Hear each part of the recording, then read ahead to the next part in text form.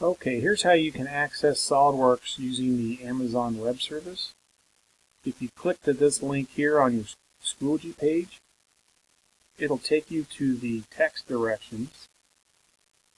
And basically what you're doing is if you click on this link, you got to click on it once and then click on this link. It'll take you to the AWS sign-in.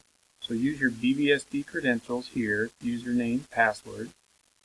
Hit sign in, and then let it spin the wheel for like 2 minutes. And then what it'll do is it'll come into 3 options: engineering apps, Adobe, Creative Cloud applications, and SolidWorks applications. And what you want to do is go to SolidWorks applications and click directly on the SolidWorks button here. Okay, and then you'll see this window spinning. If this window pops up, we're going to click on allow. Basically just going to accept everything. Accept this here. And then you should see the SolidWorks logo as it's loading up. Okay.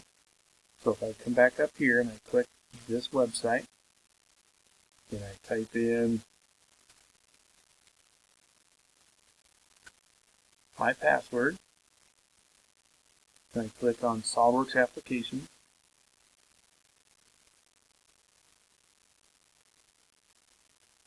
Okay. Since I've already been in there, it popped right up. Okay, so follow the text directions, but this is what you should come up with, not necessarily having this cube in here. That's the last thing I was working on.